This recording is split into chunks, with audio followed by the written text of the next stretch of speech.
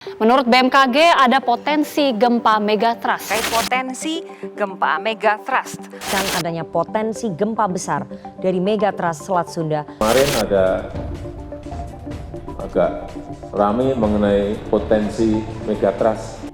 Indonesia terletak di antara pertemuan lempeng Indo-Australia, Eurasia, dan Pasifik. Karena sifat lempeng yang selalu bergerak, gak aneh jika Indonesia sering dilanda gempa. Dampak yang paling bahaya gempa bumi megatrust. Gempa bumi ini gak cuma nimbulin guncangan di darat, tapi juga mampu hasilkan gelombang tsunami. Gimana sih gempa bumi megatrust ini bisa terjadi?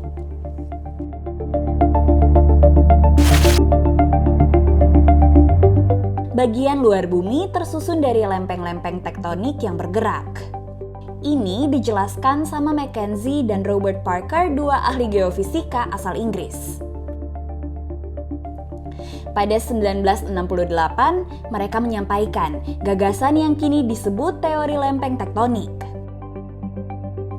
Seenggaknya ada 7 lempeng utama yang tersebar di dunia.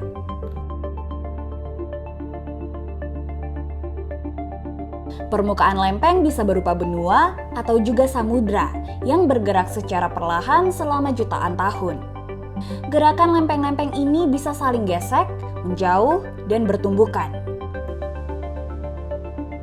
Nah, tumbukan lempeng samudra dengan benua menyebabkan terjadinya subduksi, atau keadaan ketika lempeng samudra menyelinap di bawah lempeng benua karena adanya perbedaan massa jenis lempeng.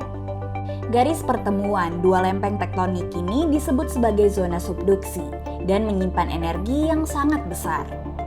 Ketika energi tersebut dilepaskan, dapat memicu terjadinya gempa bumi dahsyat. Inilah yang disebut megatrust dan berpotensi tinggi menciptakan tsunami. Nah, di batas-batas tumbukan itu adalah daerah megatrust, dan itu yang kemudian bisa menyebabkan gempa bumi yang tinggi karena bidang kontaknya luas dan kemudian itu subduksi terus gitu ratusan tahun kan terkumpul di sana.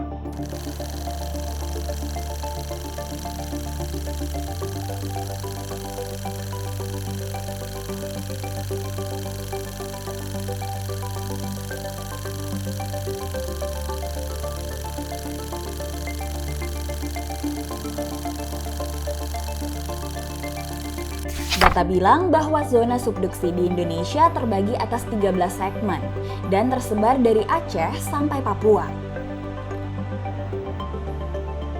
Dan itu daerah subduksi semuanya, dan itu potensi gempa bumi megatrust istilahnya begitu, dan itu besar. Bisa sampai skala 8 ke atas lah, 8,5 atau bahkan mungkin 9 ya, kayak yang di Aceh. Lebih dari 9 ya. Ya, Aceh. Gempa dan tsunami di sana pada 2004 silam adalah contoh megatrust di Indonesia. Data bilang kalau kekuatan gempa saat itu capai 9,15 momen magnitudo. Ada juga yang sebut gempa Aceh kekuatannya sentuh 9,2 momen magnitudo. Semua zona subduksi kata ahli punya potensi gempa megatrust. Di Indonesia ada lebih dari 20 megatrust yang terekam, dari 1699 sampai 2010. Satu riset bilang kalau ada seismic gap di zona subduksi selatan Jawa. Ia adalah wilayah yang aktif secara tektonik, tapi nggak terjadi gempa dalam waktu yang lama. Wilayah-wilayah ini menyimpan potensi gempa dengan kekuatan lebih besar.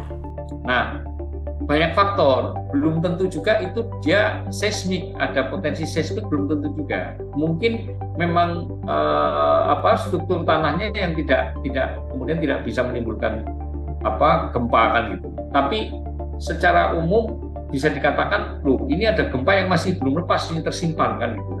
Sehingga kita sebut sebagai seismic gap, ada gap. Karena ada beberapa kejadian di tempat lain, gap tadi diperkirakan dan kemudian memang terjadi gempa kan gitu kan, mengisi gap itu kan gitu.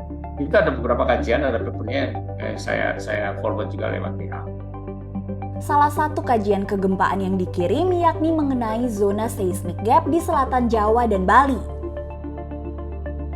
Setidaknya ada 3 wilayah, yaitu di selatan Sunda, selatan Jawa, dan selatan Bali.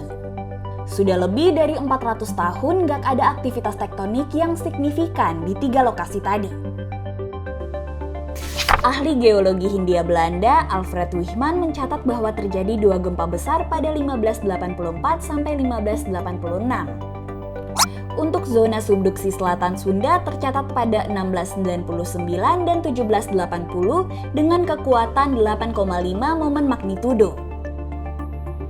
Kalau di selatan Jawa, ya di Selat Sunda itu di bawah Jawa Tengah Cilacap, kemudian di sekitar Bali itu paling nggak 3 itulah kira-kira ya dalam tanda petik ya yang ada gap yang tidak terlalu padat gempa dibandingkan yang lain.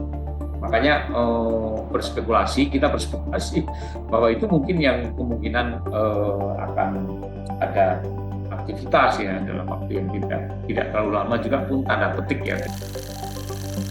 Potensi bencana megatrust telah disampaikan para ilmuwan. Lalu sejauh mana kesiapan mitigasinya? Kita tahu bahwa negara kita Indonesia adalah termasuk negara yang paling rawan bencana. Kita tahu semuanya dan ini harus kita berikan pemahaman, kesadaran kepada masyarakat, kepada rakyat kita. Kalau saya bilang sih, kalau gempa megatrust mungkin kita belum siap ya. Saya harus mengatakannya demikian, karena yang contoh-contoh gempa dengan sesar yang ada di darat, yang relatif jauh lebih kecil, itu juga kita masih banyak kedodoran kan di sana sini kan gitu kan. Makanya kalau bicara tentang megatrust itu udah sangat luar biasa, besar sekali goncangannya dan